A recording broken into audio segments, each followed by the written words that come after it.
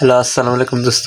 আজকে আমরা যে বিষয়টি আলাপ করব, টেকনো স্পার্ক 30C এই মোবাইলটা নিয়ে আলাপ করব। তো দেখেন, আমাদের মূল সিস্টেম থেকে বাটন সিস্টেম, সেটা আমরা অনেকেই পছন্দ করি না, তাই সেটাকে চেঞ্জ করে এখন আমরা করব সাইড ফিঙ্গার।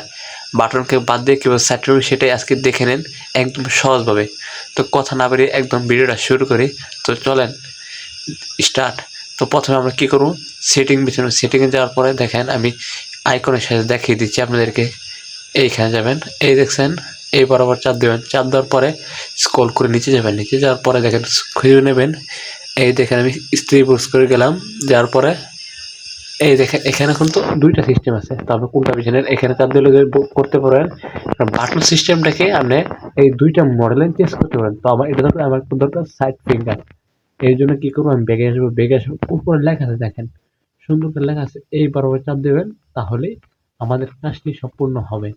তো দেখেন, এই দেখেন, তো বরাবর মতো আমাদের নিচের বাটন সিস্টেম অফ হয়ে গেছে। এখন আমরা কি করবো, এই দেখেন সাইড ফিঙ্গার অফ হয়ে গেছে, বাটন নিচে অফ, এখন সাইড ফিঙ্গার এখন সাইড দিয়ে ব্যাক দিয়ে এসে বললাম।